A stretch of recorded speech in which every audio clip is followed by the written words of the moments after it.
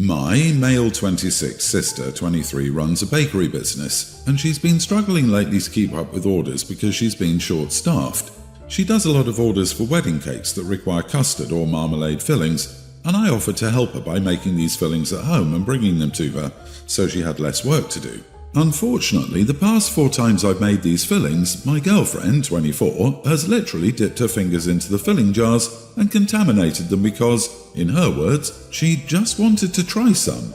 I've tried explaining that she can't dip her fingers in and contaminate the entire batch because then I have to remake it. I said she should use a spoon and take some out if she wants to try so badly, but she just pouts and says that she likes using her fingers because it takes her back to her childhood. Today, I was trying to finish some chocolate custard to send to my sister quickly because she was running late on a wedding cake order for an important client.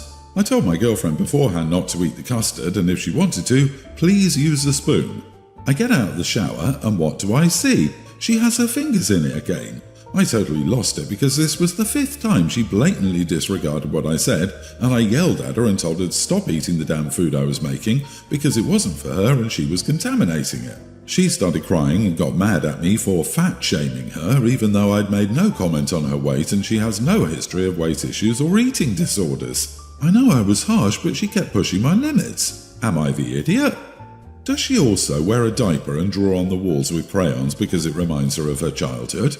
Not the idiot. I'm sorry, she's exhausting and sounds like she's trying to sabotage you by helping your sister. LOL, right? What grown damn adult can't just grab a spoon and has to dip their fingers into food? Calling her out for contaminating food intended for commercial sale to other people because she wants to relive her childhood is appropriate.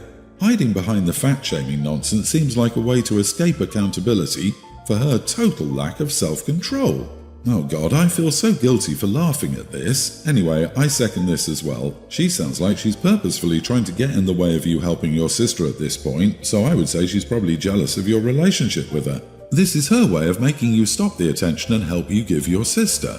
I would talk to her about this, but after pretending to blame you for fat-shaming her out of context, I would say she's too immature for an adult relationship and probably isn't worth pursuing if she's going to try to ruin your relationship with your sister long term. I know everyone's like break up over every little thing in here, but I break up over this. This is so deliberate. She's not even pretending she forgot, just insisting that because she wants to, it's fine. OP, at this point she is doing it on purpose, in front of you or right when you're ready to catch her. Yeah, she's purposefully ruining things for some reason. Break up with her. This person is sabotaging and wasting your time. I, 30 female, am friends with a couple, Mike and Sandra, 35 male and 38 female, and invited them and their child Charlie, female tween, over for dinner. Before they came over, I texted them to find out if they had any food sensitivities, allergies, needs, etc. The wife said there was nothing I need to worry about, so I decided on something a bit kid-friendly while still feeling like I was cooking for adults. So I settled on chicken parm with some chocolate cake for dessert. I figured it was like chicken nuggets mixed with pizza, which kids would like. It turned out really well for someone who's just started cooking like me. My friends told me it was good, and maybe they were just being polite, but they ate everything. Charlie poked at her meal the entire time we ate, and I'm not sure she ate any of it. After we were done, I brought out the chocolate cake. Charlie ate a tiny bite and immediately started bawling. Sandra asked her what was wrong, and she cried that she didn't like chocolate. Sandra continued to comfort her daughter, while Mike and I awkwardly ate dessert. A few minutes passed, and I noticed Sandra glaring at me. I hesitantly asked if I could help her with Charlie. I'm not good with kids, which she knows, but I wasn't sure what else to do. She huffed and asked, "Is there anything you'd like to say to Charlie?" It took me a second to realize that she wanted an apology for her kid not eating my food. I thought it might help cheer Charlie up at least, so I said I was sorry that she didn't like my food. Charlie started crying harder, and her mom asked me if I had anything she would like instead. I drew the line there. I told her I wasn't going to make anything else, and that if I didn't like what my mom made me as a kid, I went to bed hungry. Mike was just silently eating his cake while Sandra tried to convince me to make something else for Charlie to eat.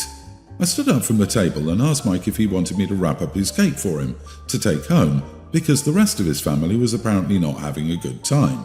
Then I suggested that Sandra could go home and make something for Charlie to eat. Sandra scoffed at me and said something about how I was cooking tonight and she thought she could have taken the night off. I knew I was about to say something I really regretted, so I slammed my plate on the table and told her to get out. Mike seemed genuinely embarrassed as they left. I haven't spoken to any of them since, and now I think I overreacted by kicking them out of my house. So, am I the idiot? Not the idiot, she was out of line. She should pack snacks or food for her if she has a picky kid. Crying over chocolate cake? Ridiculous, you did nothing wrong. Mom was wrong. Their kid is not your responsibility, and catering to her food issues isn't your job. Sandra's so out of line she doesn't see the line. If the child is known to be a picky eater, which we don't know but can only assume to be the case, then it's Sandra and Mike's priority to prepare for that, not the person that is hosting you, especially after OP asked. This is absurd and Sandra sounds entitled. Golly. Oh my word, I just caught that the child is a tween, and the parent is behaving like this. I could have understood a little one getting upset at whatever because, toddlers, but a tween? This is enmeshed, entrenched bad behaviour that stems from mother, inflicted upon that child, and now upon the world at large. What a distinctively weird way to be in this world. OP, I feel sorry for Mike, who sounds like he really needs a friend. Maybe call him. What kind of parenting are these people doing by appeasing that behaviour? Given Mike's reaction, this can't be an isolated issue. Try reaching out to him first and see what he has to say. You have every right to refuse and kick them out. Yelling and slamming dishes was an idiot thing, especially in front of a child that was the cause of the upset in the first place. I can only imagine how the kid felt after that happened. My 32 male fiancé, 28 female, is currently pregnant and has been both tired and nauseous lately. I understand why she didn't want to help me look for the dog, but I can't get over the lack of empathy and selfishness of this either. My dog, 6-year-old heeler corgi mix, runs off at least once a week. Usually my fiancé will help me find her, but it's not without protest. I didn't know how she was getting out of our fenced yard, so I installed cameras and found out that she was scaling the 8-foot fence. I ended up attaching spinners to the top of the fence, thinking this would solve the issue, but it didn't. I brought her out today and was playing with her when my phone rang. I was inside just long enough to grab my phone and my dog had gotten out. I immediately went in search of her, thinking she couldn't have gotten far, but I couldn't find her anyway. So I went back to the house and asked my fiancé, who was curled up on the sofa, to come to help me. She immediately said no. She said she was tired of chasing the dog, that she wasn't dealing with it anymore, and that I should have been out there watching her. I explained to her that I had been watching her and simply stepped away for 0.2 seconds to grab my phone just inside the sliding door and she'd escaped. She again said it wasn't her problem and she's not exhausting herself anymore to search for my dog. I won't even say it was unexpected because, as I said in the past, she's always had a problem with helping me search, but she's never said no. She just complained about it. At first, I went and searched for myself. After maybe half an hour, I came back and again asked her to come to help me, and she snapped, "I said no, I'm so tired of chasing that dog around multiple times a week when I'm already exhausted and throwing up constantly." I panicked and unleashed some yelling, which involved telling her that she was a witch who lacked empathy and that I was thoroughly disappointed with my decision to be with someone so heartless. It was out of pure fear and panic, and I apologized later after I found my dog, but she said, "Go screw yourself and won't talk to me." Am I the idiot? Everyone is on my side except my sister, who says I'm an idiot because it's not my pregnant fiancé's responsibility to chase around your stupid mutt, and said she would have left immediately if her boyfriend had ever said what I did to her. Dogs run off at least once a week. At that point, you are the idiot for not training him better. Rehome him, he deserves a better owner. She is right, that is not an emergency, that is a habit. Why haven't you put a harness on the dog and put a leash on it? They make leashes that spin around so the dog can go in multiple directions. This way you can not worry about your dog taking off. And yeah, training. What the heck, dude? Add to that, aren't healers working dogs who need lots of exercise? If all you do with a working dog is watch it while it wanders your backyard, you are not properly taking care of your dog. The repeated escapes show that your dog needed more exertion opportunities from you. Yeah, OP, you need to train your dog better to not run off instead of expecting your pregnant fiancé to bear the responsibility for your mistakes. But this... I told her she was a witch who lacked empathy and I was disappointed with my decision to be with someone so heartless. I'd leave you over this 100%. This abusive behaviour is not excused by the fact you were panicking. You clearly have no idea how to keep your dog from running away, but that is not your fiancé's problem, and if I were her, I'd be utterly sick of you too. You are the one who lacks empathy. She feels sick and you scold her for not helping find a dog you lost. Then you start verbally assaulting her when she doesn't follow your command. Check yourself. I agree with other commenters too. Unfortunately, you're also an irresponsible dog owner. Do better in that department or else the dog could one day get seriously hurt.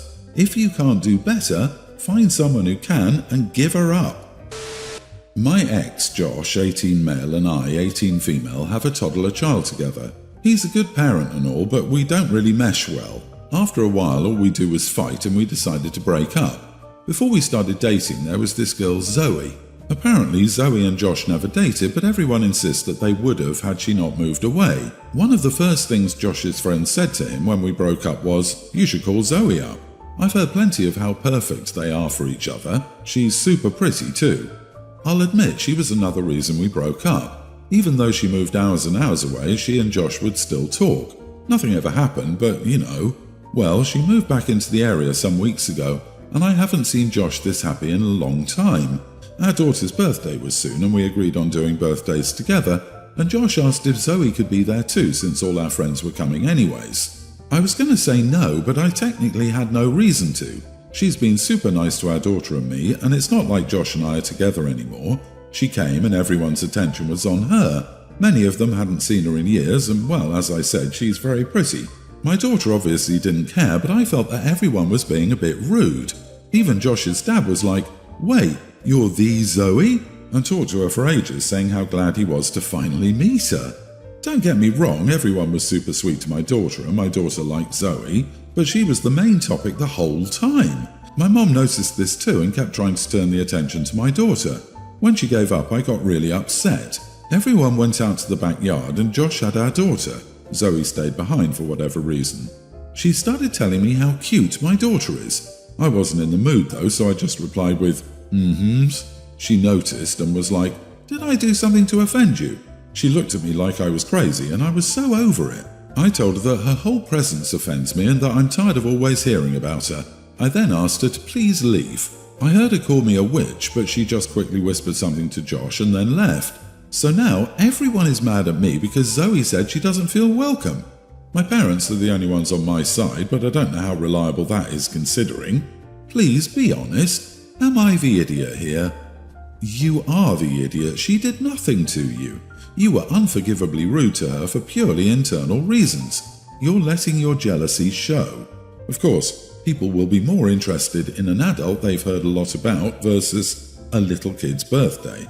You're an 18-year-old with a toddler child. It's really hard. And then everyone at your child's birthday paid a lot of attention to a very pretty girl who might end up with your child's dad. And you were so jealous you couldn't stand it, and you were very rude and mean to her. The first thing you need to do is to own up to it and apologize to Zoe. You have to be absolutely sincere and mean it. Then you need to apologize to Josh. Finally, you're a mom. You need to start modeling the kind of behavior you want your daughter to grow up with, even if she doesn't get it at her age. Start now. Everyone's the idiot here. It would have been amazing if you'd had the grace to endure that party and express your feelings later. Your mom sucks for fueling your insecurities. Everyone else sucks for letting your daughter's birthday party turn into the Welcome Back Zoe event. This is your child's birthday party, a day to celebrate your child. This woman doesn't know your child. She's not even your friend. She did not belong at your child's party at all, and it was incredibly rude for her to come. Aside from the fact that Zoe should have had the tact and social clue not to go in the first place, the minute people started making this party about her, she should have shut that down. Party is about the baby, not about her. Taking over someone else's party is incredibly rude. That's why you don't wear white to someone else's wedding. Zoe knew what she was doing. You were only wrong for being rude. Keep your distance, don't play her game. Take care of your child and be polite when needed. I, 54 male, have a son, 18. His mother died during childbirth due to complications. I had a job that took up a lot of my time between investments and stocks, which didn't leave me with that much time to take care of my son. Because of that, I hired a nanny, Maria, who took care of him 24/7. Maria is an immigrant who came to work here in my country, but she has 2 children the same age as mine. I've always been a busy person, but I've tried my best to be present in my son's life so he doesn't miss a father. When my son turned 16, I stopped working and started living with the profit my account earned. A year later, I married my current wife, Livia. Livia has a 19-year-old daughter who's taking a gap year before attending university. This month, my son left home to go to college. As he's now a grown man, I decided to fire Maria, but I threw a surprise farewell party and announced to her that I would give her a certain amount of money. In total, it would be enough for her to pay for her children's college expenses. They were accepted to public colleges in her country and not have to work anymore. The problem started when my wife complained that I was paying college for a stranger's children but not her daughter's. My wife works, she has savings equal to mine and could very well pay for her daughter's college, but she expects me to pay as a gift because according to her, she will only see me as a good parent if I show her care. I said I wouldn't do that and that she could pay for her college expenses, and I corrected her when she called Maria a stranger because she stopped taking care of her children to take care of mine, so that would be the least I could do. My stepdaughter, wife and in-laws are calling me an idiot, but my close friends and family say I'm not an idiot. But I want to know what the internet thinks. So, am I the idiot? Not the idiot. It sounds like you're getting a good look at the woman you married. Did you like it? Nobody seems to explain why Livia isn't paying for her daughter's education. Also, where's the father in all this? If he's still in the picture somehow, then why doesn't Livia go after him for college money? Her kid is 19 and you had no part in raising them. You're getting hit with the old single mom scam. What I'm seeing is a total lack of empathy by Livia and everyone on her side of the family. Maria may be a hired help, but it sounds like she was as much a mother to your son as anyone could be. At that point, the line between employee and family member is blurred. And while she may be an employee, I'm sure you and your son think of her as a family member. I agree. Maria raised your son for you. She earned this sweet bonus. Putting the Maria issue aside, this screams gold digging. Everyone that says you're the idiot needs to mind their business, not your finances. I hope you have a prenup. If not, get a postnup. Make sure your will and trust etc. is rock solid, because this woman will leave your kid with nothing.